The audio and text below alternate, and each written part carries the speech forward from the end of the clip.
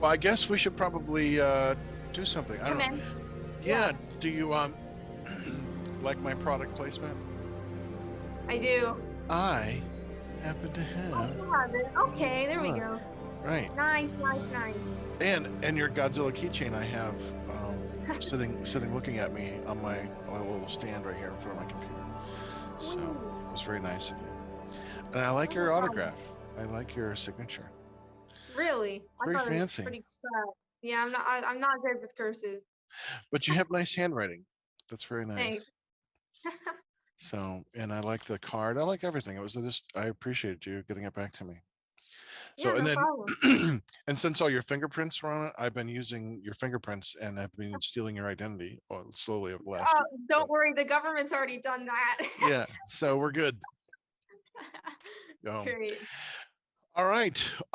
This is the first one of your episode one on my new show. So Awesome. yeah, so I think it's because I just started the thing yesterday, you know, Yeah. and like 13 people have like contacted me, like, I want to be on. I'm like, awesome, that's cool. Right, right. Yeah. So, I'm used to doing the intros for the other podcasts, so I haven't really kind of developed one yet. So I think we'll figure that out. But so I guess I guess we'll start. Cool. Yeah. So let's see, how am I going to say this? Because these are all edits I can cut out. Sweet. So I could do something like, "Hello, this is Mark Justice, and you're listening to Between the Lines." That sounds so pompous. Uh, that's just Hey, not me. Mark, we're authors. That's right. We're Wait a minute. our, Hold our on. freaking Where's authors. no. Oh, that's Now perfect. I it's like that. now it's complete. Now it's complete. Welcome to Between the Lines. Um, Yeah, Alyssa, it is great to have you on board, and uh, you know me, and I hello everybody do. out there. Uh, I'm Mark Justice, and welcome And I'm to. But Alyssa Charpentier. that doesn't happen. I'm supposed to introduce you, but that's fine. That's fine. Don't Oh, step on I'm my sorry. toes. That's my job, man. That's right. That's Everybody right. does. Yeah. Well, everyone, welcome to Between the Lines, and this podcast is really just all about writers talking about writing, having a conversation about writing, why they do what they do. And I've known Alyssa for quite a while, and we've talked quite extensively about her writing and about writing in general. So this is going to be an exciting conversation. It's going to be a lot of fun. So I guess I just want to ask you, like, hey, how are you doing? Well, when Zoom actually works, doing great. um, but aside from that, pretty nice. I live in Japan, so I have the dream life pretty much. Um, so yeah, how are you in the States though? Uh, you know, it's looking like winter, which is great. Nice.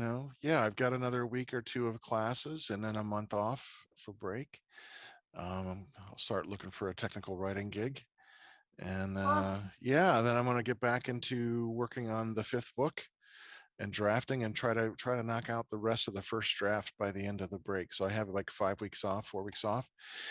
So that's, 4 weeks, 30 days. That's, if I can crank out another 2,000 words a day, I should be okay. You know, Awesome. I like that goal. It's a good yeah, goal. it's a good goal. We'll see how that, if it really works. But yeah.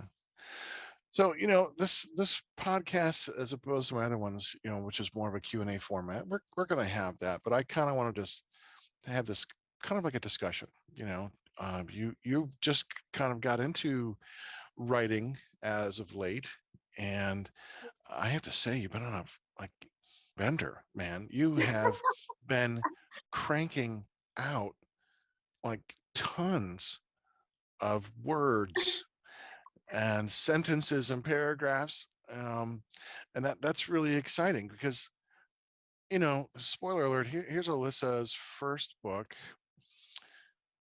Myrk Maiden Daughter, Darkness. And this sucker is huge. really is. I know, like Nobody's commented on that. 457 pages, give or take.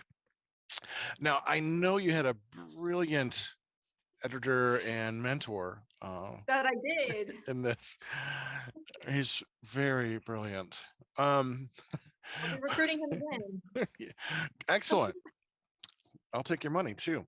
Um, Yeah. uh, and I, when we talked about this, and we're gonna get it into. I know we're kind of going bass backwards into the whole thing, but um, I know you've had your heart set on like making a trilogy. I think most writers who've grown up reading fantasy are inspired by things like Lord of the Rings, and you kind of want the trilogy. But this book could have easily kind of been broken into two, I think, two 250-page books. But you were really insistent on making it a trilogy. Yeah, like what was it Yeah. about having a trilogy that was so appealing to you? Well, good things come in threes, right? Except for four leaf clovers, those four leaves. But I don't know, just three is a nice balance. You've got your beginning, middle, end, and I think that's a great format. I think that's why a lot of writers use that format. A trilogy is very popular. It's popular with movies too. Just a nice way to break up a story, and all these books are going to be huge. So they Yeah, as you're you said, gonna they probably make should have been six books, but I think three juicy novels is fine because for the people who actually like to read, they're gonna like this series because it's not it's very dense, right? So yes. you're going into this with a dense and large book. So the text and the prose is dense. And Hmm. if you're going to really read, you may as well read these because there's a lot to read and there's a lot to unpack in the story. So I think a trilogy with three huge books can cover that well. Yeah. KTP marketing would suggest otherwise. Like if you're going to do a series, the more books, the better. Mm. So you could have had six Yeah, books, that which you're brings in more still revenue. Yeah. in that regard. But that's the thing. As much as someone was giving you that brilliant advice to make them into six books, if I can remember that guy's name. Um, there is something about the trilogy that's very attractive, and I Hmm. get that. I think when I was younger and trying to come up with a fantasy series, there was always this sense of trilogy, and I think I'm not sure if it was necessarily inspired by Lord of the Rings, but so many other kinds of fantasy books were in that kind of format, that sense of Right. trilogy, a sense of completeness and wholeness, and uh, the one I'm trying to work on and get ideas for and pushing it back um may end up being something like that, but I have no idea. I you Hmm. never know what it's going to be like. So but Right. yeah, well, let's kind of go back a little bit to the beginning, since we've kind of come in this way. We're just breaking all the rules. Tell me, what got you into wanting to write in the first place? Like, Well, I've been writing stories since I was a little kid. That was one of my favorite pastimes. And as a child, I would see authors and stuff and think, yeah, I want to be one of those one day. And for a while, I didn't think I was capable of it, that I didn't know how to logically arrange a story. I didn't think my writing was that great. Um, and eventually I was like, you know what? I've had this one story for several years. For whatever reason, I was possessed with the notion that it had to come out. And I really wanted to share it with the world. And I'm glad I did because the responses have been really positive. What about you, though? so what you're saying is you were possessed. Let's talk about that. I'm curious as to this possession. Have you seen anyone about that or sought help or any kind of? I gotta say, it's a self diagnosis, and I'm doing great with it. Um, Yes, but I think I seriously, was, though, yes. it was like a divine inspiration, if you will, that this must happen. This needs to happen. Mm, It felt like it should happen. And yeah. suddenly, especially after talking with you and stuff about writing and whatnot, I was like, okay, here's someone who actually believes I'm capable of this, and of course that boosts your confidence, so thank you. You're But welcome. it was I really inspiring to see good. that there were a very small select handful of people who were like, hey, you should come out with this book, you should really do this. So I've always wanted to be a writer and an author, long story short. But I Long story I long. It's like 500 right, pages. the more you ramble, man, the better. You got to fill those pages. You're But more you're more like a Faulkner or a Hemingway. Thank you. So Faulkner okay. is very verbose. Yeah. Stephen King says he's a Faulkner, whereas Mm, Hemingway uses short, simple sentences ad nauseum. yeah. It was hot. It was raining. We went to the bar. We went out at night. We went to see the bullfight. We drank. It's like, Yeah, that's like reciting a list, like a yeah, freaking yeah. The sun novel. also, yes. Read the sun also rises. It's horrible. But I well, love it. well. So this desire. I mean, you know, did you do a lot of writing like before you wrote this? Because Oh yeah, for you sure, came for out sure. like, what were you writing beforehand? Short Oh stories or yeah, my poems? Google Docs is jammed. Like I actually recently ran out of storage on my Gmail account because there's so many stories and poems on there that I've written over the years. They're all terrible now because they have not aged well. But if I could workshop them because the ideas are okay. But Yeah, I've always been writing. That was one of the things I did during school and stuff whenever I was bored. Instead of playing games, man, I was there freaking playing with words, seeing what I could put together, and I had a great time. And this story was born during that period in high school, especially where, and I was like, okay, I'm going to boot camp soon. It's time to actually have something to look forward to when I'm done here. And I want it to be this book because I really feel strongly about this book. yeah. Well, that's great. Um, Yeah. yeah, I completely get it, and and I'm envious of you in that you are writing and putting so much effort into doing what you want to do in that regard now. Yeah. Because this is something I wanted to do when I was a teenager as well. And I thought my path was going to lie a different way, where I was going to get into doing special effects makeup. And then I realized, oh, you have to learn how to draw and sculpt. I'm like, I can't draw for shit. So, I take a creative writing class in my senior year in high school, and I do well in it. I'm like, oh, I'll just become a writer. That's so easy, Right. Um, but there was just so many. My mind was just full of ideas, for stories and concepts. And I was good at like getting ideas down, but I lacked the competence to see it through. Like I had no idea of how to begin telling this story, and what Yeah. the ones I did were just so infantile.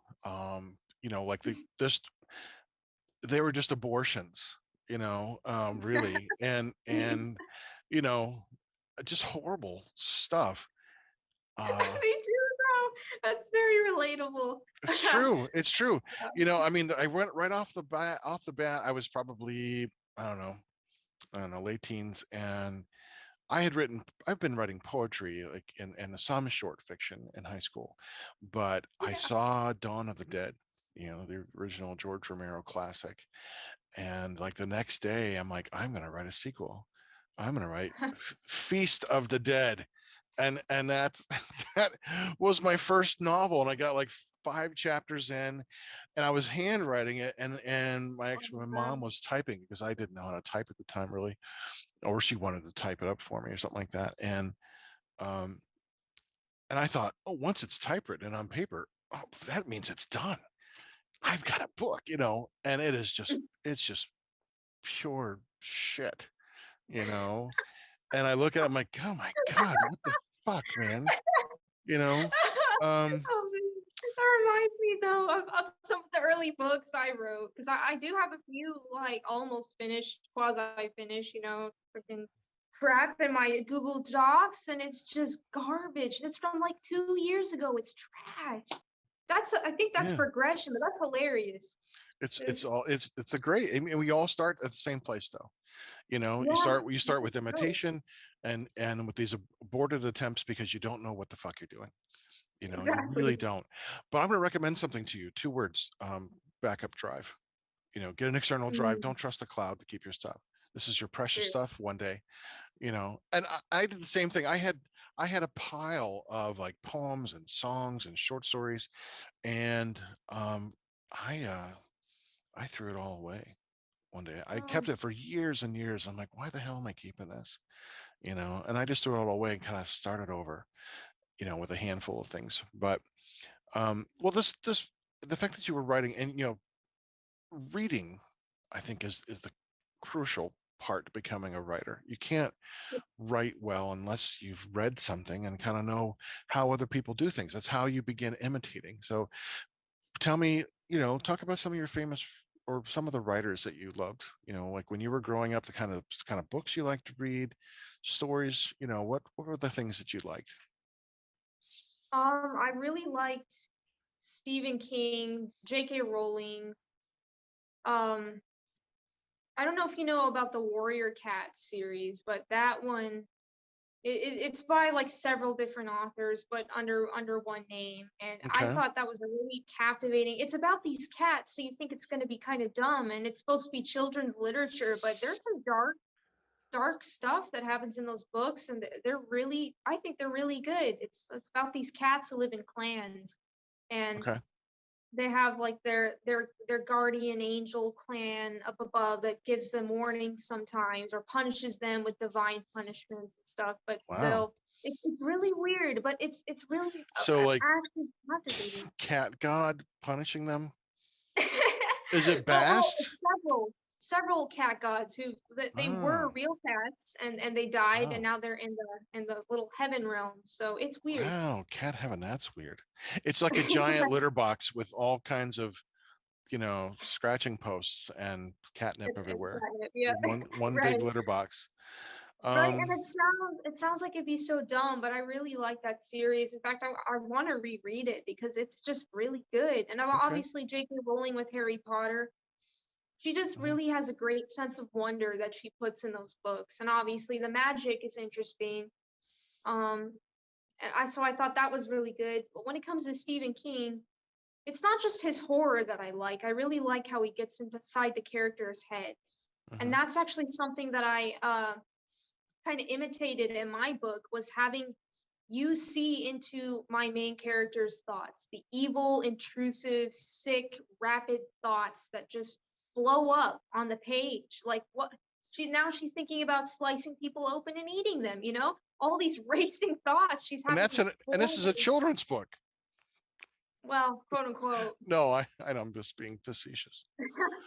Yeah. So It's semi definitely not a book for the kiddies, for sure. no, It, it's it's really not. no, It's no. it's not even see, that's funny because it's not really young adult because it feels a little too adult, but it's not adult enough to not be, Yeah, it's just it's really awkward cusp.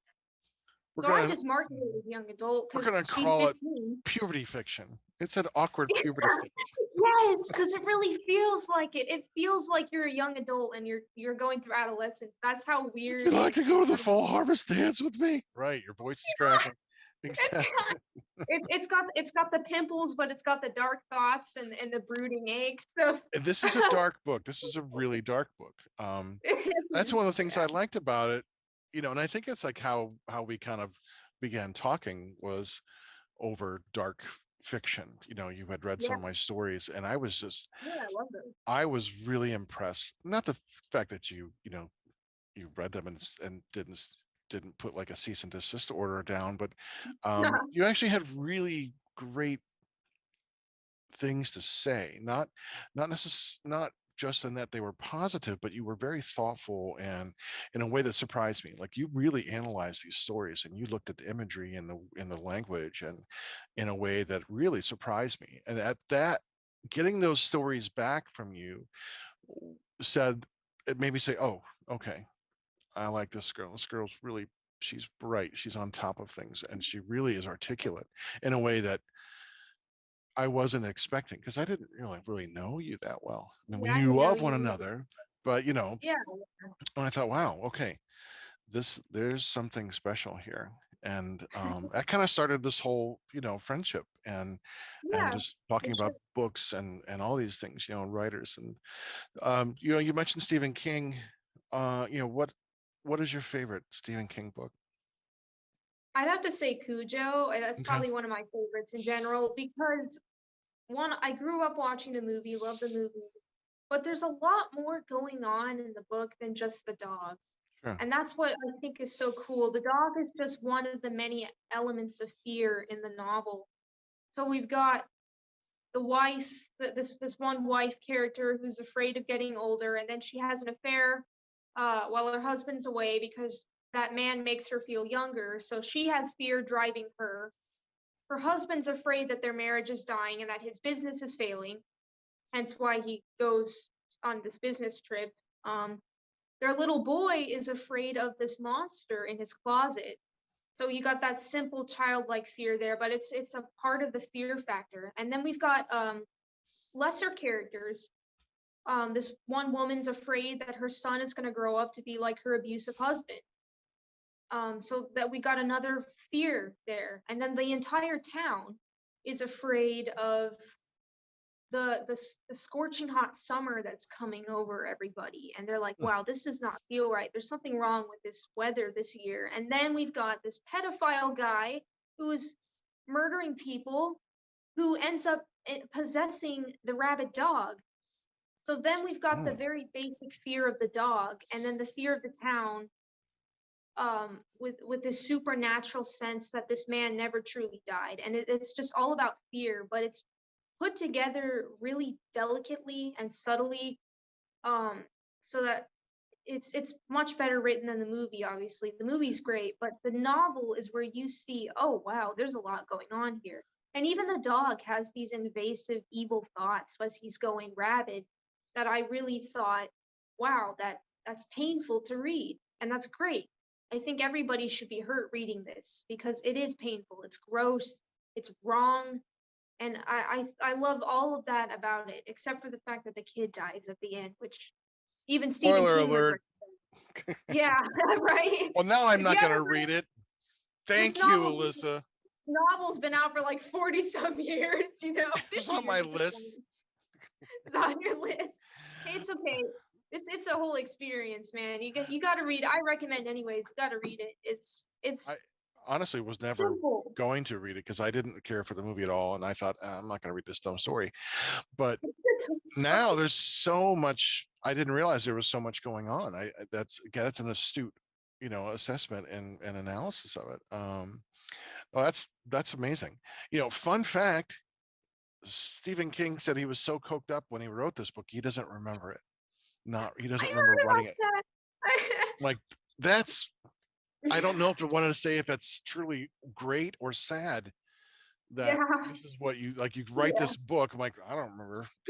Uh, It so turned out well. apparently, you know, so I'm like, well, that's that's something.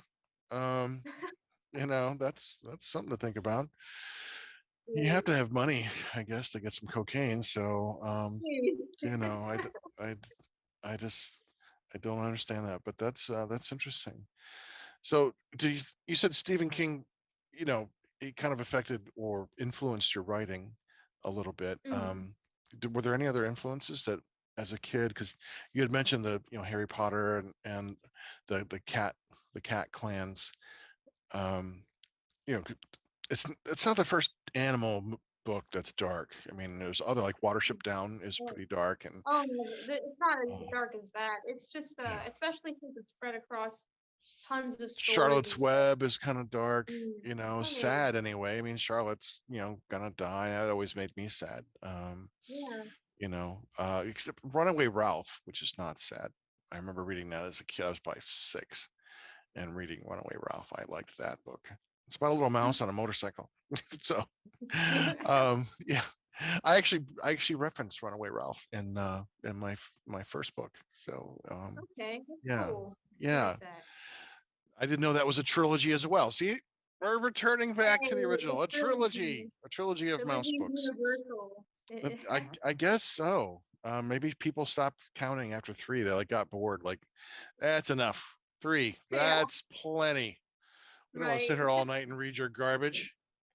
You know. I love it. Um, can you remember the very first story or poem that you ever wrote? That I wrote. Ooh, Yeah. I've got a lot of Godzilla fan fiction, so I probably have to go there. Okay, cool. And I have one of the stories from third grade, and it's back at home. And I actually read it on my channel one time, Oh, a couple years nice. ago. So that I was reading through it, and I was like, wow, this isn't half bad for a 7, 8 year old, you know? You know how, I It's mean, okay. I think, yeah, it would be really hard on yourself to hold yourself up to any kind of scrutiny at 7 years old. I mean, Right. someone sent me a picture once. It was I'd like to know who the kid who wrote this, but the kid looked like he made a comic book. It was out of like construction paper and kind of tied together or stapled together, and it wrote in crayon on the cover, "The fart that killed everybody." I'm like, I want to read this book.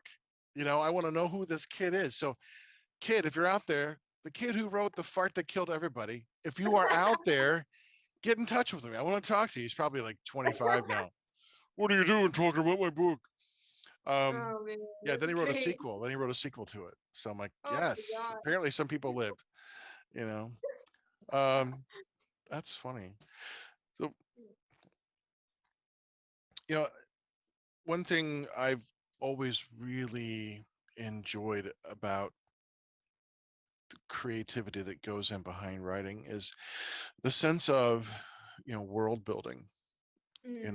know, your world here in your book, um, this mammoth sprawling tome, um, has a lot of details. It's not like exhaustive by any means because you've really focused. Well, that's not a bad thing. I mean, I'm Tolkien, still laughing Tolkien. at mammoth sprawling toe.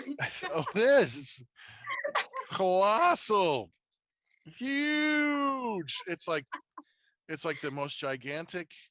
It's bigger than a phone book. I Um, love it. It's like the oh jeez, it's like a section of the Bible just cut out, you know? yeah. Well, this is what, 10 Oh, font? I think so. 10. it is really small. Yeah, And because I then I remember was thinking, telling you to go to 10 font because you save like it was 120 going pages.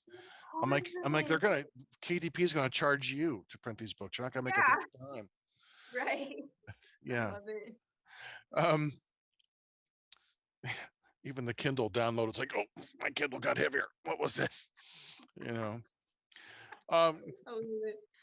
yeah, I've always liked creating places because I started playing role playing games when I was a teenager, Mhm. Dungeons and Dragons and Traveler and all kinds of other games. And through that was a really great creative outlet, to be Oh, able to for kind of sure. build these worlds and kind of make them and fill them with people who have stories of their own, the Yeah. NPCs, non-player characters.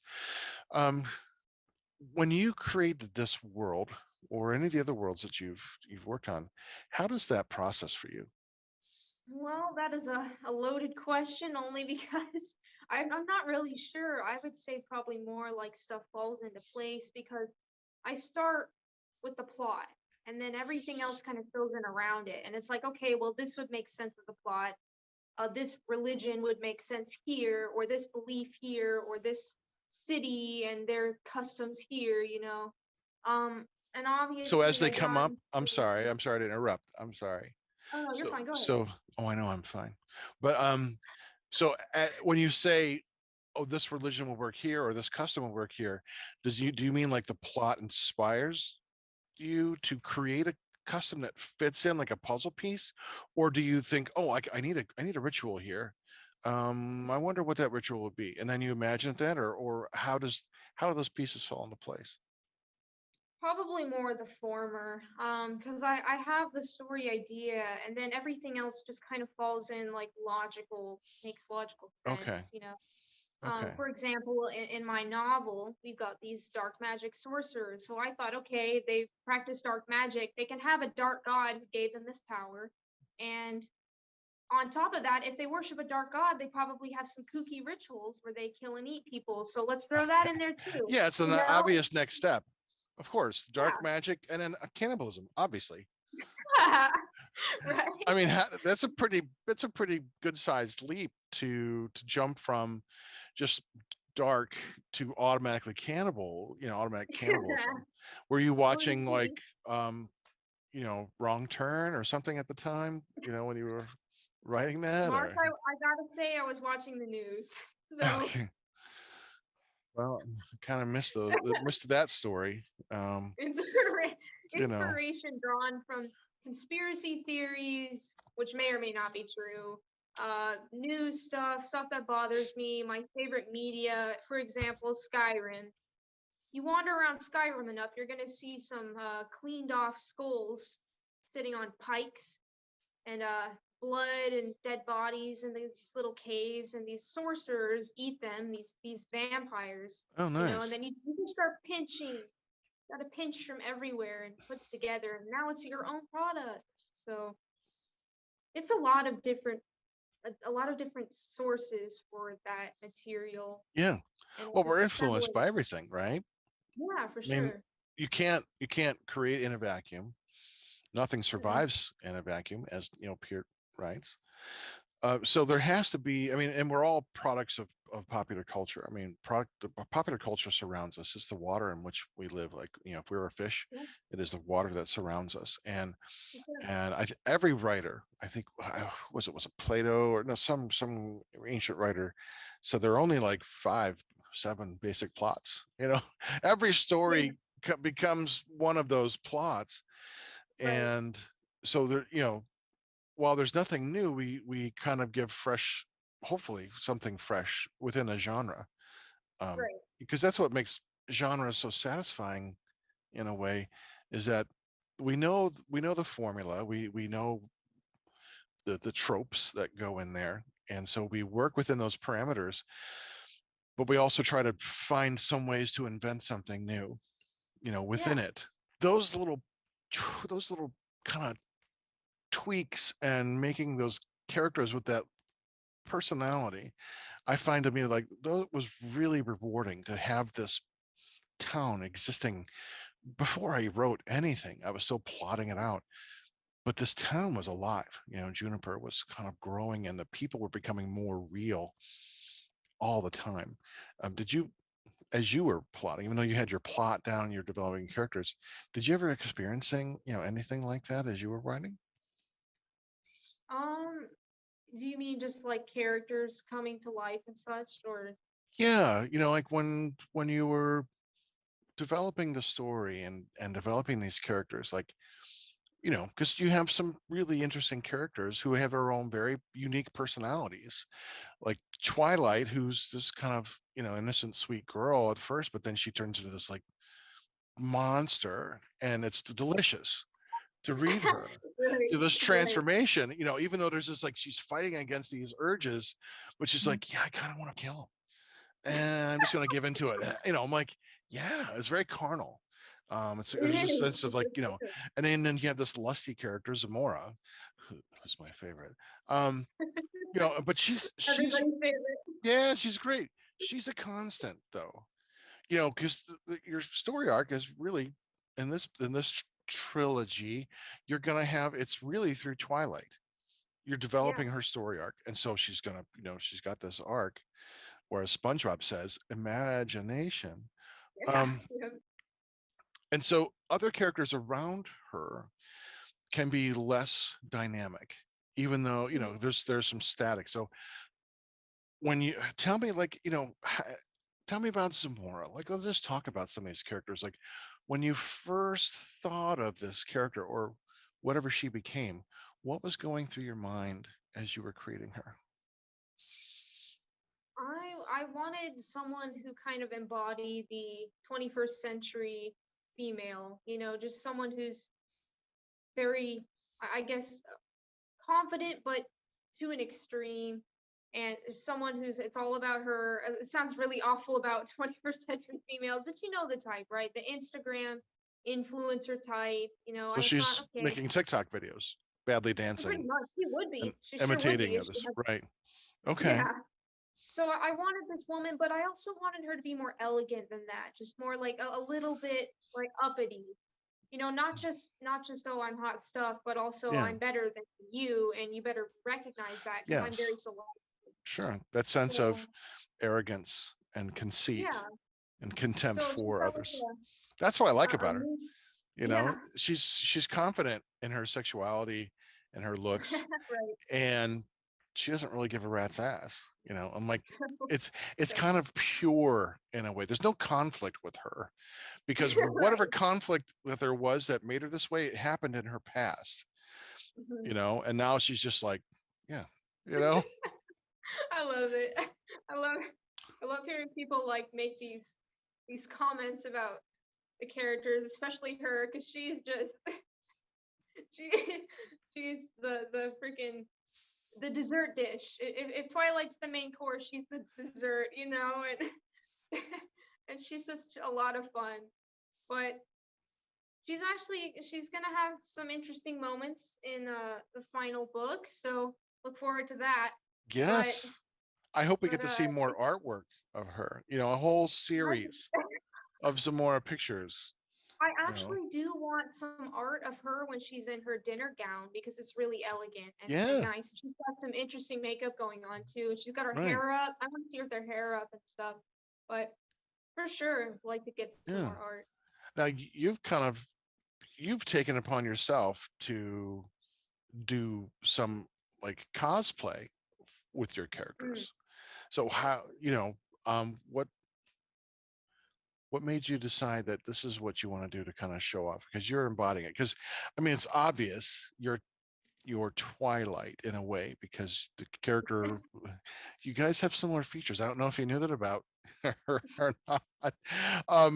Yeah, I know, shocking, right?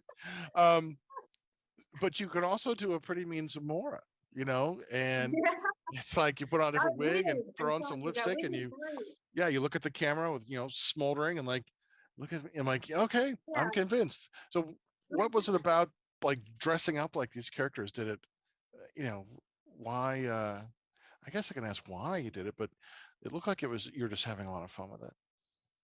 I was. I think it's a great way to get more into the characters, literally, because they're wearing their features and stuff. And also, I think the audience really likes cosplay, so it's a way to be like, hey, this is my creation, and I can show them off. I can be them. So it's an acting thing. It's a display showing of the character kind of a thing. It's a lot of different things at once, and it's also just I feel like it's creative because Mhm. that's me taking I guess note of what I've made and saying, "Hey, look, I can be this for a day. Yeah, I can show this. I can do that smug Zamora look." And then at the same time, I take that wig off, put a new one on, and suddenly I'm the brooding Twilight, you know? yeah, It's fun. It's cool to feel like my characters for a second because to every author, the character is a little bit real and they are made from real people, so you feel like you're really in the universe for a moment. yeah, That universe you made. yeah. It's true. Because sometimes there's that magical moment. Because writing is difficult. There are times where it becomes like automatic. That the characters take over, and I'm a visual writer, so I see things, and I'm just trying to put into words what it is that I'm seeing, like watching a movie and just typing up, here's what's going on. But there are Mhm. times where you have to put those words in their mouths, but other times it's like what it is that they're going to say. The scene takes over, and there were a couple times in my first book what that happened. It was just automatic, and a lot in Gage Black. It's like from the first moment, like I just knew him. It was beautiful. So you know, Yeah. do you have those moments as well? Like, did you discover that there were times where you said you've been taking off this wig and making your new characters, but when did the characters like take a life of their own? Do you remember moments like that? Yeah, I think Twilight was one of those where it's just like, okay, I've lived a little bit of the life she's lived, and I So you've have been eating people. certain You've been killing people and eating them. yes. Okay. Okay. I just Okay, wanted what did I say? What did I say before the Zoom call? If the Zoom call didn't work, I have to go kill and eat people. to. I'm also a Satanist. We should point that out too. So, Excellent. Well, not yeah. really to anyone watching this. Don't want to give them the wrong idea or the right idea. Depends on the person, I guess. But aside from that, Well, yeah, if it's he's just out like, there, I'm sure he'll be flattered. So, you know. but yeah, these characters really do. Once you have an idea, they really start speaking for themselves, acting for themselves. Kind of not to say that, oh, I'm not a control character, some craziness, but they really do start to feel like, okay, this is natural progression, and this is how it's going to go. Hmm. Zamora, I knew her right off the bat, and she smooth sailing the entire time. Yeah. I'm like, yeah, this character, she's gonna act this way. She's gonna drop chicken into her bra and make everyone at the table look at her as she takes forever to get it out. Like she is Right. that person. She likes a show. She likes to be the center of attention, and that's how she is. So that's probably one of my favorite parts in the entire book. Is that scene, and then the whole dinner scene there when they're out in the courtyard. I love that scene. It's so fun. The whole chapter is just fun. Yeah. You when you get that sense when you're having fun with it, and you know how much you're having fun writing it, you gotta get a sense of thinking that the audience, or the reader rather, might also be really loving this part. Did you kind of think Yeah, that as well? Like, oh yeah, I think yeah, this is going to be fun. Someone else is going to like this too. yeah. Yeah. There's a there's one of my favorite quotes from the book, which is also during the dinner scene, because the dinner scene I think it's iconic for my own reasons, right? They're eating dinner. They're eating people, of course. They got it on their plates.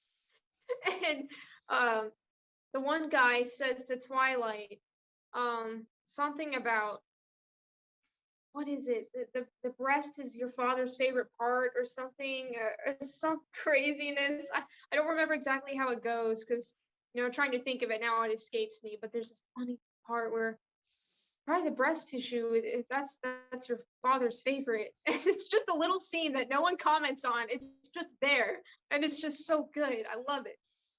Tastes like Uh, chicken, you know, as they say. That's fun. that's See a little those, innuendo and stuff like yeah, that. those little moments as a writer, you have to put those in. You have to do those little things just to make yourself happy. You know, Yeah, it's like sure. it's these little tiny, almost like the Easter eggs that you know about, that you're hoping, kind of hoping to see if Yeah, anyone else will find them. And I did that a lot. I did it in my movies, Easter eggs and stuff, but I did right. it in my cozy too, um, because I thought, okay, let's just see if anyone gets these references or not. And only a few people have gotten a few of them, but no one's gotten them all. After I explain it, they're like, oh, oh, okay.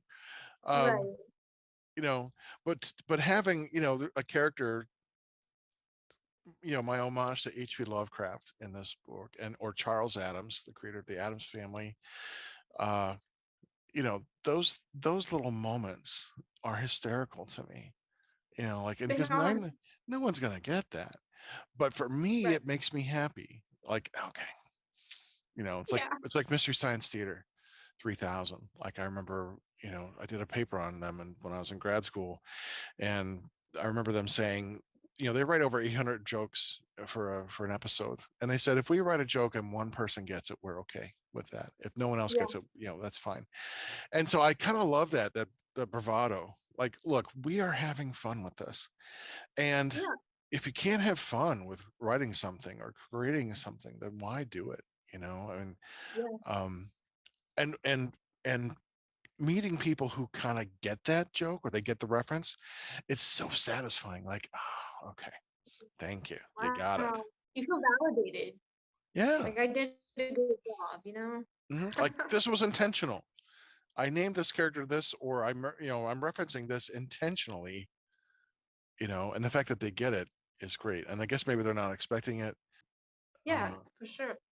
but your genre, um, you call it YA fiction, but it's pretty dark for YA.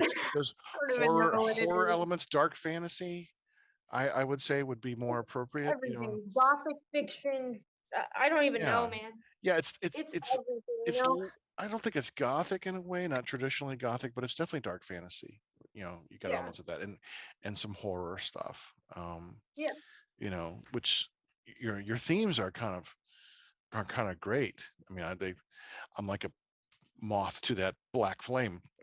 But for the people who knew you, like growing up, like how many of them were surprised when you're like, oh, I'm writing a dark fantasy? Well, I don't really keep in contact with them, so um, but I will say a couple people, I guess, that I kind of know. My one friend from high school, she started reading it, but she never finished it, so I haven't talked to her since. But Just scare her she was like, away. "Oh, I love it and everything." She never finished it, so because we graduated, and once you graduate, the world ends, and all your high school friendships are over, as far as I see it. But um, depends, Yeah, my it good depends. friend, my good friend from high school has always loved my story and always believed in it. So I guess he doesn't really count because he's always been there Hmm. from the beginning with this story. Um, I do wonder how normal people, I guess, would interpret this work, because it really isn't, like you said, it's no light fare, and I No, don't think this book is for everybody. no, Now, definitely not. do I feel like the themes are for everybody? Yes, but I can't say, and I'll make little jokes and I'll make little skits and stuff about people complaining about how dark it is and stuff, and it's like I just don't think it's for everybody. And the more time passes, the more I realize, hey, it's okay to not write a book that's for everybody. But it can make you feel like you're some kind of monster because you wrote a book with characters that act monstrous. It's like Right. I am not this cannibal killer person, right? But What? Oh, god damn it. but I am so disappointed right now. oh, I'm sorry. I could tell you the truth, but then I'd have to kill you. So That'd be great.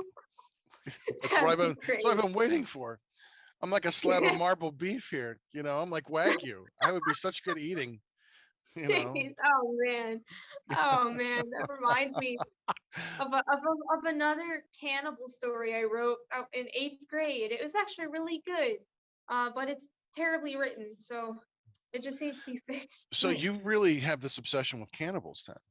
I do. There's something so wrong and disgusting about it. That's just. Okay. It's like that is the level that you stoop to when you have nothing else to eat, and it's like, Yeah. you know, would you Or eat it's it? a Would you not? choice. It depends. Like if I have a Or if I right. get a can of cream of mushroom soup or I'm eating someone's torso, I'm going for the torso. You Oh know, man. it's like you got to choose. Well, I'm going to recommend some things then, since you're into cannibals. Have you read the book Alive or That sounds seen the really movie? familiar. It's about That's the really true cool. story of the soccer team that crashes in the Andes and they Oh resort my to god. cannibalism. Yeah, Yeah, that's there's familiar. that. And then I also recommend the movie Ravenous, Hmm. which came out I Haven't think heard in that. maybe 2000, 1999, maybe Wow. something like that, early 2000s. Oh, that Good is time. so good. Yeah, there was a great podcast. What's it called? Heavy Metal Horror, and Oh. they they talk about the movie Ravenous, and talk about it. And I think you should check Wow. it out. Yeah, Heavy Metal Horror, which can be found at unsaneradio.com or Whoa. on Heavy Metal Horror Podcast on YouTube. So Sounds like a plug to me. yes, it's the best kind. Um, yeah, that's interesting that you're into cannibals. I'm, It's just I'm there's trying to something so think. messed up about it. And then it causes, apparently you can get brain defects from eating that, It's like and it's like that's mad got cow things. disease, like mad cow disease. Yes, right. and which is one of the most fun words to say, bovine spongiform encephalitis. That So is fun. yes, it is. Um, that's interesting. So that's good. That's you're working through your your issues about cannibalism through your writing. Um, because writing is therapeutic Yeah. ultimately, no matter what you write. And that's, I think, why we always are told as writers to write what you know. You start with that. Yeah. And the fact that you're writing about cannibals, that makes me very excited. Like, what on earth did Alyssa see in her life growing up that she's going full tilt on the whole cannibal orgy thing? Like That's that's the thing, though. You would be horrified at how simple and well brought up I was. Just my very simple, typical, stereotypical white middle class upbringing in cute little rural Washington. Mhm. And you'd never think that someone like me would get these ideas, but it's just it's the person, I guess. Not it's all it's sometimes nature, sometimes Nature not versus nurture. nurture. Right. Yeah, Well, just like sometimes. Mary Shelley, she shocked the world with Frankenstein. Um, you know, and they were like, what, how can you write this? And that's the thing. I think when it comes to art, we have a hard time in our American society. I'm not sure about other cultures, of separating the artist from the art. Mm, I'm sure Stephen King gets hundreds of letters, condemning him. Like, I can't believe he's so evil. Like, they'd be afraid to have him come, you know, to their house for dinner.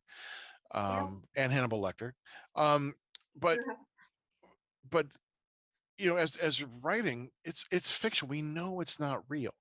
That's the Yeah. thing. We tap into our id and just let it come out, and know we're creating fiction. Yeah. And we're in the moment. You're like in heat when you're trying to write it, or trying to write a really good scene. I mean, when I was writing Gage Black, I was just like so fucking bleak and dark and angry. But like once it's over, it's like, okay, Whew, I that was glance, I good. pop the boil, here comes all the pus out, and like you squeeze it out, and you're like, okay, I'm good now. What's next? And Right. and there's like no, that's the thing that weirded me out a little bit. Like once I finished the book, that there's no the first any of the books. It's like there becomes the emotional attachment leaves in a way. It Like does. you're I happy to, noticed that. yeah, like you're thinking Mark, this I is my didn't believe baby. you. It's like no, I didn't believe you. And I still think my book is my baby, but it's like okay, well I've written it now. yeah, And so book two, and then I'm already not caring about book two because I'm thinking about book three and then the right, prequel book and all the exactly. other, A you know. trilogy of prequels. Is that what you're going to give us? A trilogy of prequels? So Oh, 6 Mark, books. I'm telling you, there will be. I've had some brilliant insights, some capitalist insights. Okay, so we're gonna have the main trilogy. That is the meat of the story. And I Okay, also want to. I've wanted a prequel novel for a while for one of the okay, characters, and I may okay. have backstory books for other characters, poetry books. I'm gonna do what I can with this. I Well, you did So write a poetry book. I did, but I could Yeah, write two more for the other books. I could write a poetry book all from one character's perspective sure. because he is a poet. He Why is a not? poet. Yeah, Yeah, why not? If broaden that you're reach, having fun with it, Yeah, and that's the thing. The twofold thing is this idea that you write the book and then you just let it go out into the world, and it's not that you don't care, but you're done with it. Like emotionally, you have spent months in this book, hours and hours investing mental energy, physical energy, to yeah, create this thing. And like once it's done, you're like, okay, I'm I'm ready to be done. And because yeah. I feel that way about 3/4 of the way into my book, whatever book I'm writing, Mhm. I hit a Yep, wall about 3/4 yep, and I'm like, I'm so me fucking too. done. And I've already seen the end 1,000 Yeah, times in my head. I'm like, and it's a slog fest. Like, oh, I just gotta type the words to get it I just gotta said. get there. Can I just like Yeah, say it? I just want to say, here's how it ends, and move on, yep, because my mind's already like jumping ahead. Like, hey, this creation is fun. Let's go to 5 other books. And yeah, I'm just like, exactly. I just want to finish this one and move on. But um, that's the funny thing. People associate you with what you write and what kind of artist you are, a writer. And that's exactly why after I did the cozy, I wrote Gage Black, the next book, which is a splatter western. And I did that intentionally because I don't want some Kathy Bates fan to like hobble me in our house and say, "You're trying to write another cozy, Mr. Man." I just didn't want to be pegged into that genre. And I wanted Yeah. to say, I want to write everything that makes me happy, or nonfiction, all kinds of genre. I just want to write, whatever is floating my boat at the time. I like having that variety, like just chill out. It's not real. It's not real. But they think because you imagine it that you must be some kind of deviant, you know? Do, do you ever get that kind of reaction from people? Are Oh, you a I'm sure. deviant? I'm sure there are a few people I can think of who probably think that way about me. And it's funny because I do think I do want to say I think art is in a way a reflection of the creator. So we don't want to say too much that yeah, this dark story I wrote totally doesn't reflect how I see the world or think or anything because it does. But I don't think it should be the all defining limitation that you should just be put in this box because I find it very funny actually. Um, when I'll tell people, I really like Winnie the Pooh or I love cute snowmen and stuff. I love wholesome things too, and they're always surprised by that. They're like, "Oh, really?" Right, because you And it's can't like, be more than one thing. You can't have more than one interest. no, Like I have liked all kinds of things since yeah, childhood, comic books and music and reading and books and science and entomology and astronomy. it it's just like yeah, you have passions throughout your life. I want to know more, I want to do more, experience more. So exactly. to Write be my own story. limited, yeah, to be limited is just kind of ridiculous. People tend to like think that this is who you are. Like Yeah, you wrote a book, Alyssa, about cannibals and people getting eaten. So therefore you must be some kind of horrible person. And I write a book that's about a guy getting revenge, and then I must be some kind of horrible monster. If I can imagine it, what other thoughts do I have in there? It's like yeah, that's the whole thing about the id, because you allow it to come out because it's safe. You're not going to act on it for God's sake. You imagine it, you write it down, and that's as far as it goes. But that's kind of the joy, right? Or people might say the right, perverse pleasure of it. It's like I can do anything because it's right, not real. yeah, It's like that's what makes it entertaining, and fun. for You know, sure. I think like you, I think as you come out with more books, because you've Yeah, got a poetry book out, it's still centered in this Myrk Maiden kind of world and universe. But as you start branching out into other stories, and other kind of universes, you will find that people will read your stuff because they like you as a writer. And that's really satisfying. That they just want to take that journey with you. They're willing to take a risk, you know. And when you yourself, as a writer, you had to go through times where you weren't sure whether you were doing anything good or not, right? I oh, for mean, sure. Yeah, that's like 90% of the process. yeah, The right, other 10% is a tendril of hope that you cling to, hoping it'll lead you to, yeah. Well, especially the parody first of book. some kind. Yeah, Yeah, well, the first book, it feels like you're groping and grasping in darkness. You're swimming through yeah. this, like you have an idea where you're going to go, but you don't know if you're getting there successfully or not. You're floundering I'm very around, and you're like, excited. you can't even see like a light to aim for, you know. And Right. but I think you'll find that too in time. You will get people as you branch out and start writing things outside of this universe. You're going to find and have built up a fan base of people who are willing to take that journey with you, and that's kind of Yeah, exciting, you know. it is. Yeah. um as far as like talking about like organization, are you a pantser or a plotter? I'm kind of both. So I will have a basic outline of these things need to happen, and this is where this is leading. But between there, and I was telling you about this, writing those middle bits can be difficult because I'm scrambling to find something to put to my list, to fill in all in between space, but usually I just end up writing. And then sometimes I don't even end up, that throws off my outline a little bit because it's like, well, this just ended up here. So I'm both, I'd say. Because I What? do like an outline. I like to know generally where things are going to go, but the middle parts and getting there is a little more difficult. Okay. Hmm. Do you think having an outline that outline those middle parts would help you in the whole process? Probably. I just need to actually figure out what I would want there. And usually that helps me. I get there by writing Okay. first. And Hmm. then it's like, okay, well, now that this has happened, I want these other things to happen. Okay. It's like starting your branch, and then you have your main branch, and then one idea, and boom, you got a bunch of others. Hmm. You have to Yes, expand. that's a very active process. Your brain's working on, as I would teach my students when writing, your brain's thinking of three different trains of thought. You're r- remembering the sentence that you just wrote. You're concentrating on the sentence you're writing now, and you're anticipating the sentence that will happen next. And sometimes between the three of Yeah, those, your brain starts making all these crazy connections that didn't exist before. Because you can only plan so much, and there's part of what right. I think magical about writing is that sense of it's like intention, invention, and then discovery.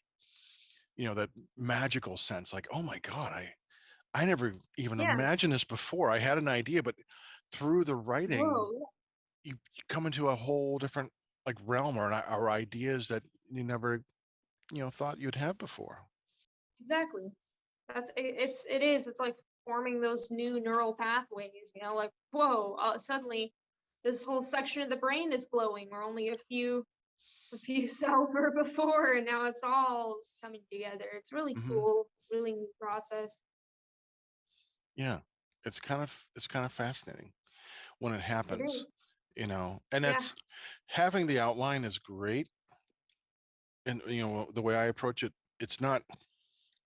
And I know that if things happen outside the outline, it's okay.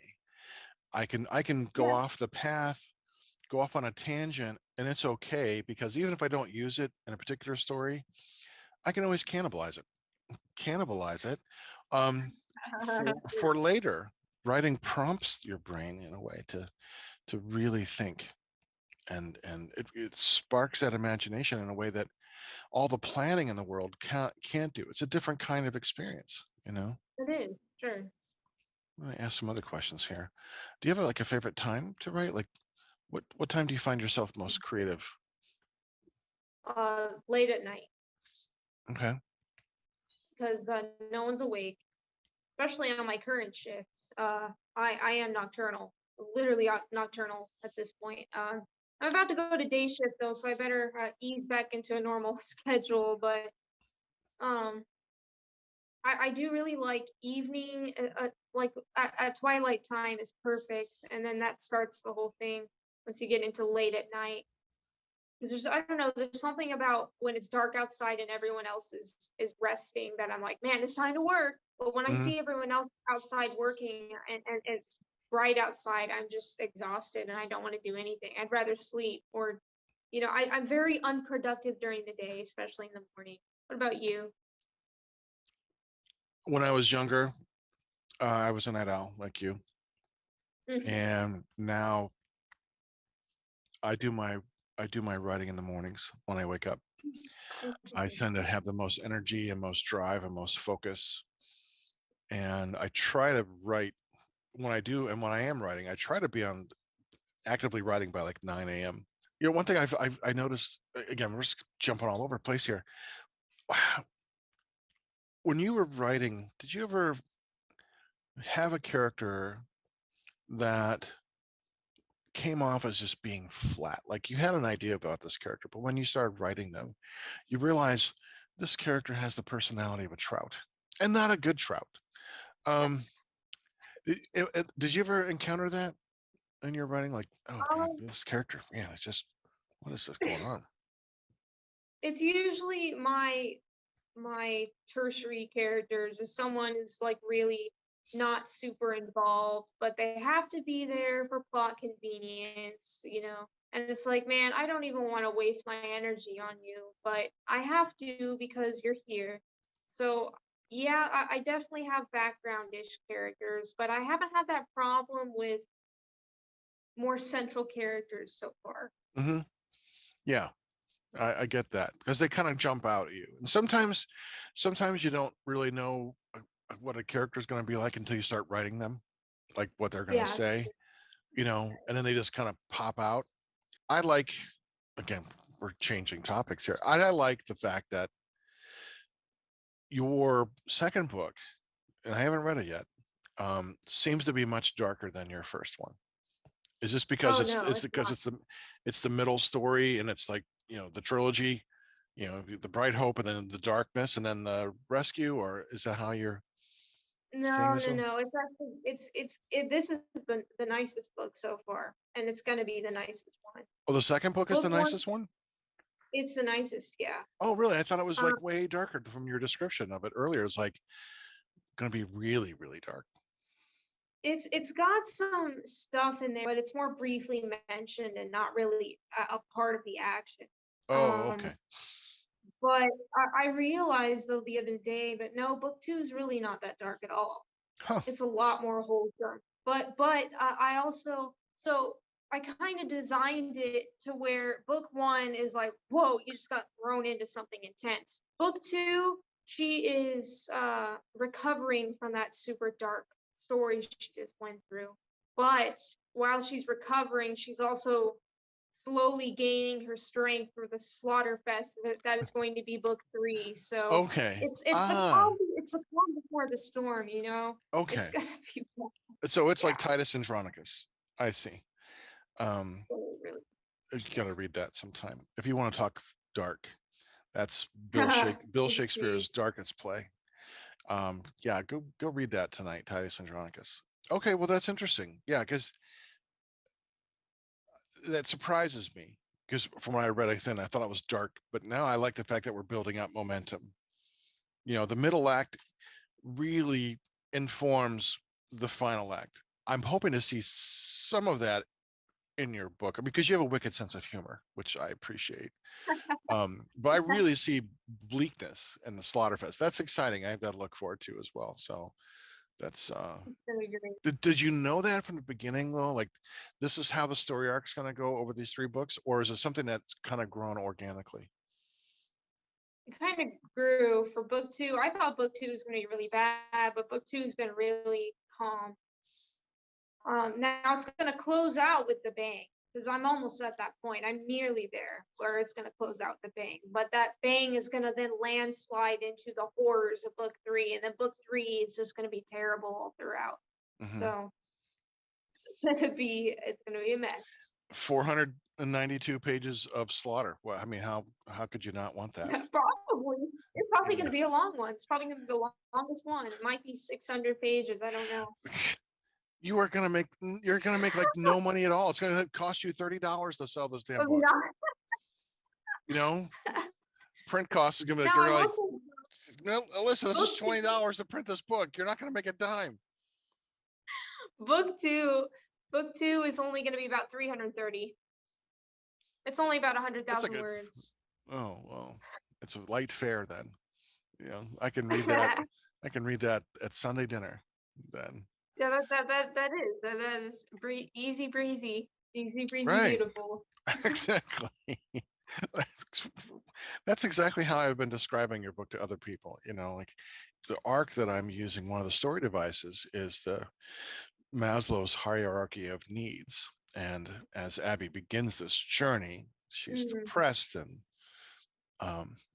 the base needs. She's just lost her job, so she's really focusing on survival at this moment. But now that those needs have been met, then she moves up the ladder. The next yeah, rung is about relationships and things like that, and eventually, self-worth and actualization. And so that's this book has a lot of really messiness where she's in her head way too much because this is the yeah, next step. Now that she's secure, now she can figure out all the shit that's going on in her head. right. Um, do you plan things like that for your characters? Do you write with intent and trying to use like these kinds of devices, or are you kind of writing and seeing where it goes, and if something works then like, oh, I'm going to use that? So how much intention is there in the creation of your characters and that kind of thing? I'd say it's like the plotter versus pantser. It's kind of just a both, you know. Okay. I like like I said, I like a rough outline of this is where I'd like the character to be at the end.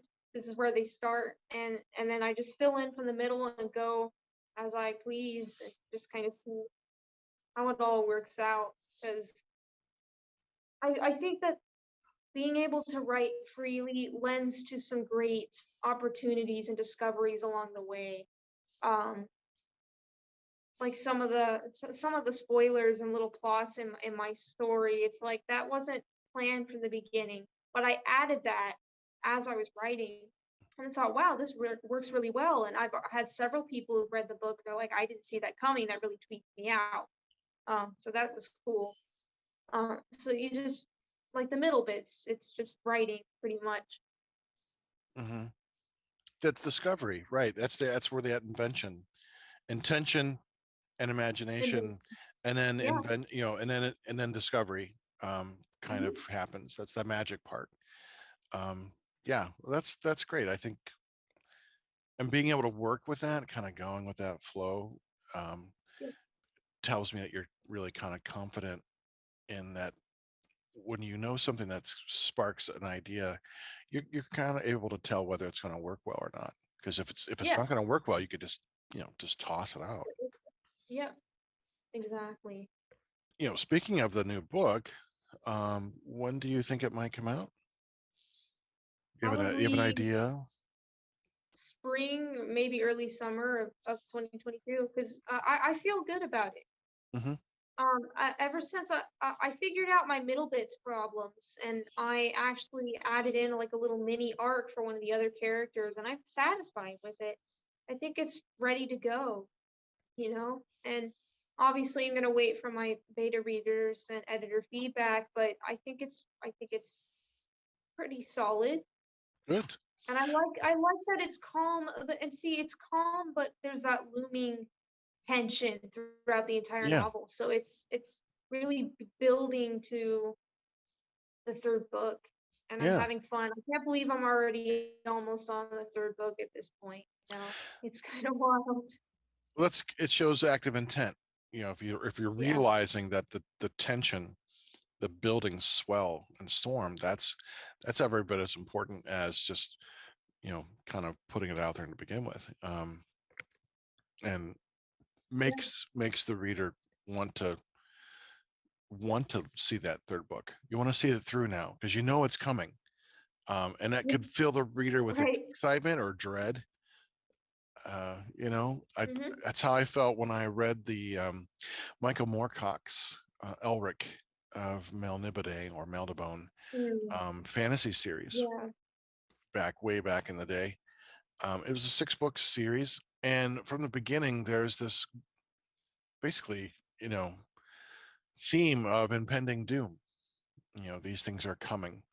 And by the time the 6th book and final book of the series, Stormbringer, I got to that, I kind of didn't want to read it because I knew this was going to be a cataclysm. The world's going to end, you know?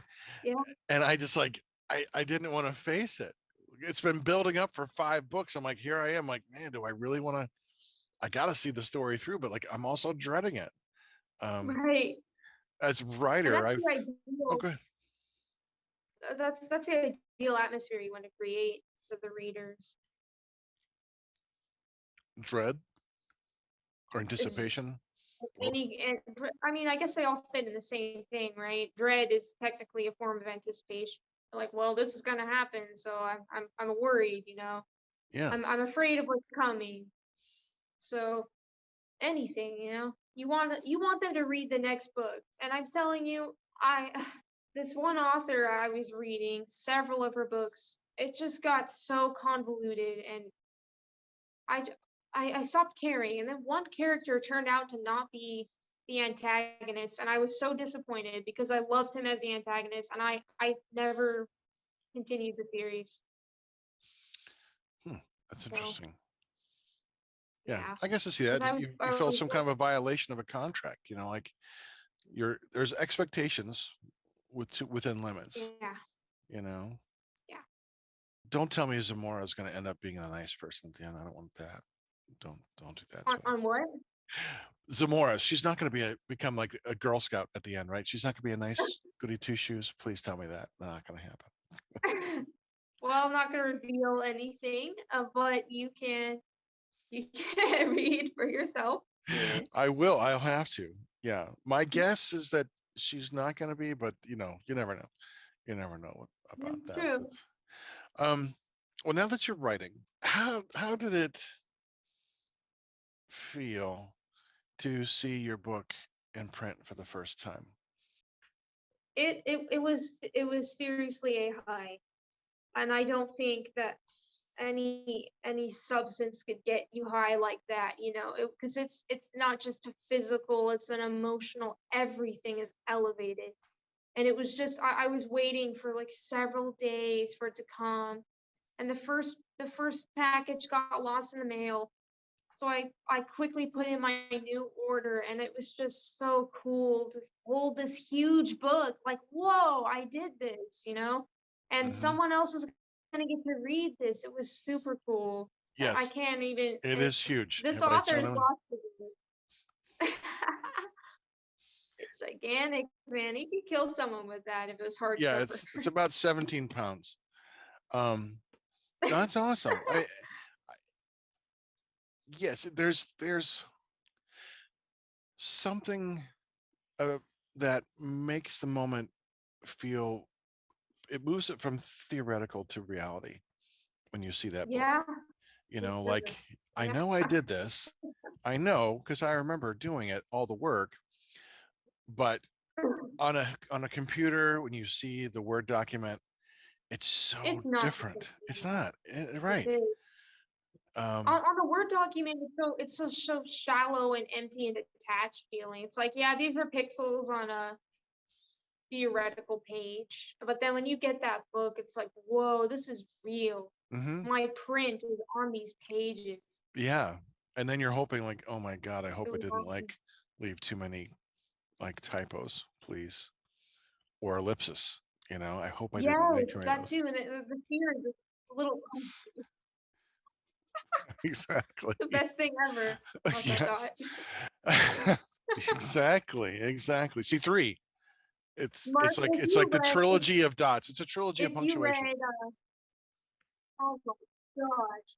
If you read Sarah J. Maas, I was telling you about her, how she uses triples with all her sentences, or she'll have three different descriptions with her little commas for one thing, and then she uses so many ellipses. Were you channeling So her in many. your first draft? I think I might have a little bit with those freaking ellipses. Oh, not a They're little bit. terrible. Not a little bit. I love it. I mean, That's just gonna be a running joke now. yes. Well, it's good. I mean, it's how we learn. Yeah, And I have true. like gone through so many formatting issues with the first couple books, and you know finding typos because the mad rush to get it out. I want to get it out. I want people to Yeah, read it. you know and then yeah, it just comes back to bite you on the ass when you realize, oh shit, I got like 50 typos. My god. That was my experience with the first book, and then this went through 5 beta readers, yeah. and myself on the screen. And then when you get it in print, you're like, holy crap, that's, oh my goodness, because you're focusing on, your brain fools you. You know what you're trying to say, and your brain fills in the gaps where you didn't Yeah, say it. And yeah. it's it was a hard lesson where I had like 50 books full of these typos. I'm like, I can't sell these books. I just can't. It's a Mm, lot of money down the toilet that I'm never gonna get back. Um, mm, yes, that's quite funny, but you want to get it done. Um, because you feel that urgency. But I'm learning patience is always going to win out in that regard. But when it's rewarded and when you get right. that book in your hands, that is something wonderful. and It being able to, is for sure. yeah. I've never I've never felt quite that way before.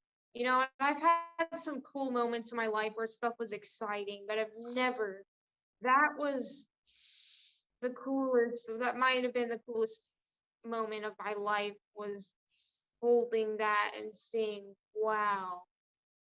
And it was, and again, it was so big, it felt real, like really real, you know, because you'll have people say, "Oh, I wrote a book," and it's like 200 pages, 100 pages, you know, it's this Hmm. little skinny thing. And this is like, oh, this feels like a novel. And when I get my new cover art, it's gonna be even better, you know. It's going to feel It's gonna even be more like really, a novel.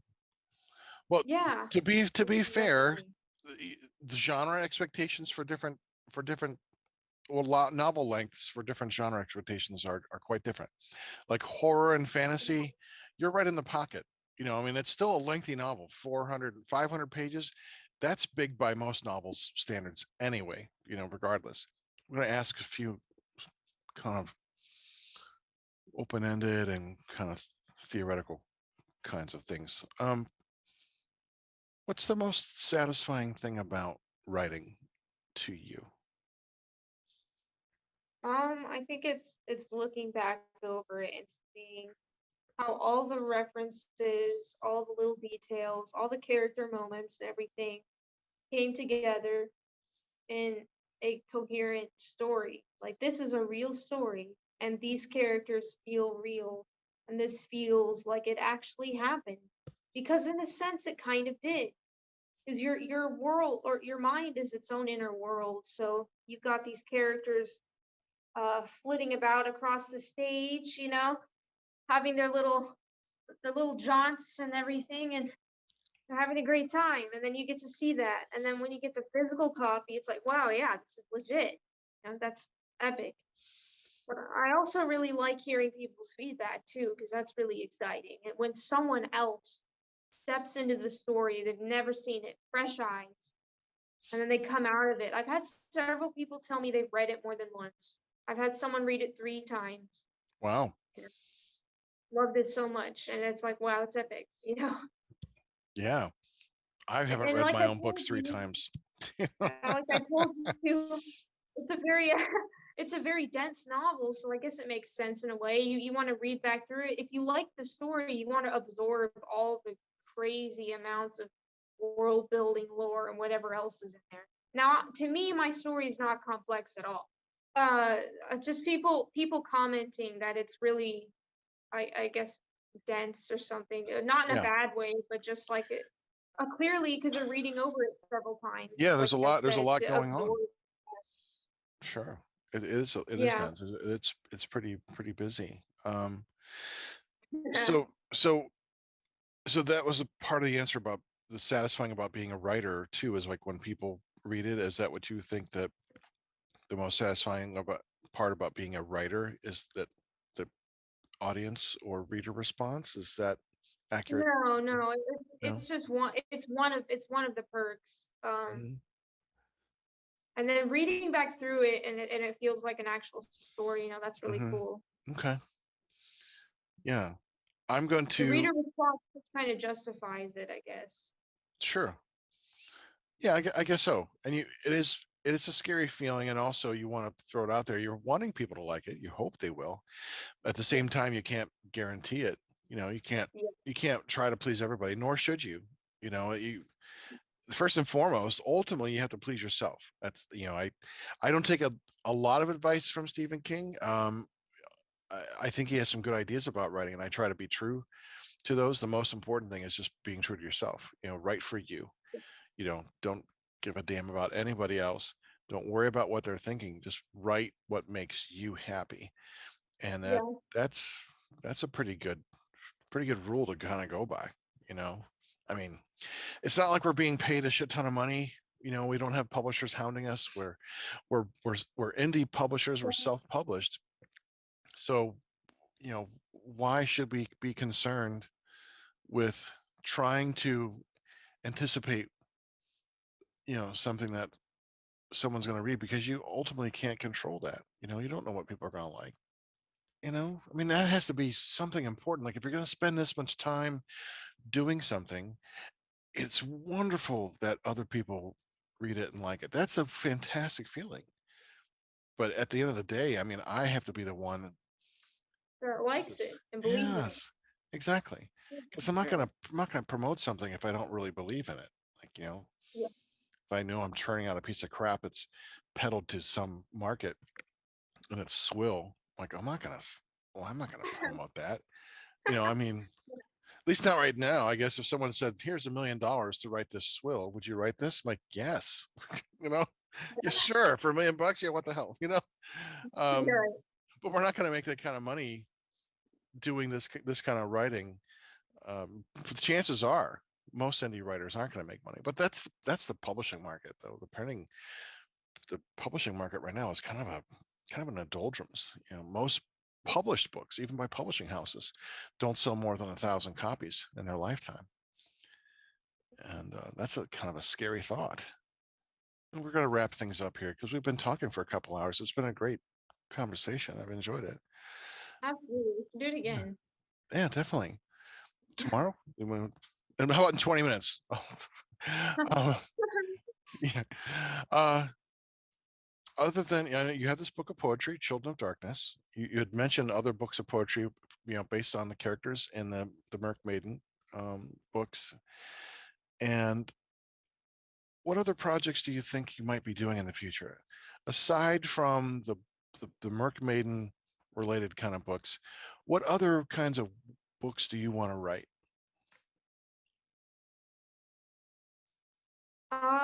So I've got a standalone supernatural book in the works. So that's gonna be one of the big ones this year. Oh, nice.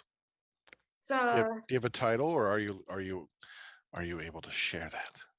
I'm gonna say It's that. it's okay. It's just the two of us. Okay, just whisper it. Well, I love that. A standalone supernatural, fantastic.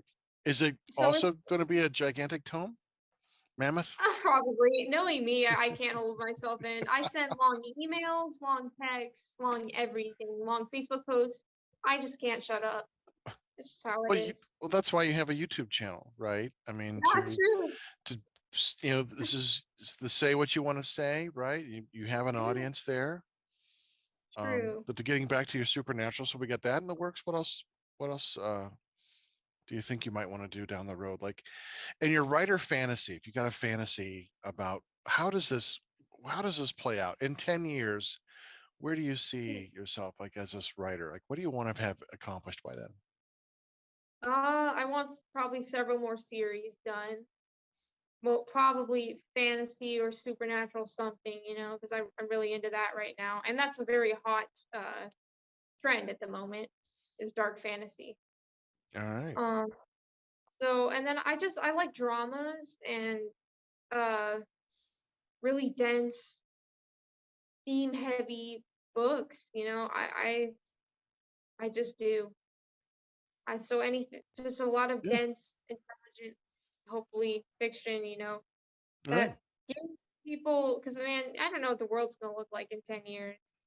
We're already reducing our attention spans to that of goldfish with TikTok. So Well, who knows? But we'll goldfish have a probably bigger attention span than we thought previously. So it's not 10 mm, seconds. It's like a few minutes. So, but anyway, I get what you're saying. okay. Yeah, we have so much competition too for the printed word or books in general. We have Kindles and such, and we could read books on them on our tablets, which is fantastic. Um, well, there's a lot of competition, with streaming Yeah. entertainment and stuff like that, and people just don't read as much as they used to. There's just too much more out there to do, you know. Right. But you've got a pretty loyal fan base. I mean, you've got quite a few people who follow you on your YouTube channel, which is what can you tell us your YouTube channel? So we're going to give you a chance to promote now. Now is the time to promote. Where can people find you, Alyssa? Well, you can find me at my website, which is the merkmaidentrilogy.com, or you can find my author website is sharpalley.com. I can give you the spellings for those Yeah, later. please do. Well, my Or you can just say it now YouTube, if you want to say Merck Maiden and Sharply. Go ahead and for the people who are listening on unsaneradio.com, they won't be able to Okay. see us. So Gotcha. how do you spell your website? So it's THEMYRKMAIDEN TRILOGY.com.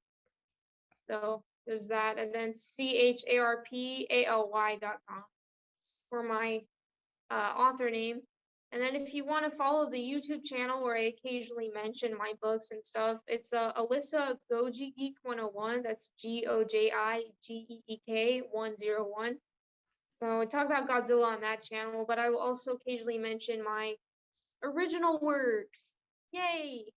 Nice. Have you ever thought about? Mhm. We said you did fan fiction when you were younger, Godzilla fan fiction. Do you ever think maybe that you might do a kaiju book one day? Actually, that is one of the other project I'm working on. It's the kaiju book. So I got. Oh, didn't mean to spill the beans. That's okay. Oh no, no, everyone knows about it, and I wish I could get rights for it, but that'll probably never happen. So it'll just be an original kaiju book. Okay, so you have an original kaiju book that you're working Mm-hmm. on, which is pretty exciting. Yeah. That's great. I love the Yeah. multiple genres, you know, because Mhm. that has its own expectations, as Exactly. well. If you could write in a genre that would be completely unexpected of you, what would that genre be? Probably for other people looking at me, they'd say the children's genre, but I think I actually have thought about writing some children's books, Mm-hmm. Mm-hmm.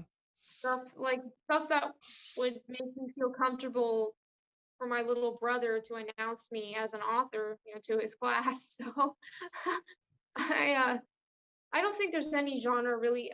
Well, I guess that's not true. I'd probably say romance or anything dirty. I don't want to write any of that.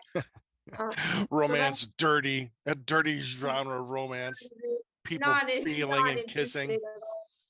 Disgusting. Not interested. Yeah. It's been done so many times. It's such a trope, especially for female authors, and I just don't care. Yeah. You know. Well, So that's that interesting, right? probably for me that would be unexpected for me. For outsiders, they'd say, "Oh, she can never write a happy story." That is something I'm working on, seeing if I can write a happy story. I don't know. We'll find out. We'll find out. Well, that's Yeah. exciting. I'm looking forward to Yeah. finding out, Mhm. what's going on with the Myrk Maiden trilogy. 3 books only, 3 mammoth tomes coming your way. Mammoth sprawling tomes. Mammoth They're sprawling like tomes. the fields of green. Red roses too. I Well, see it's the good. words blue.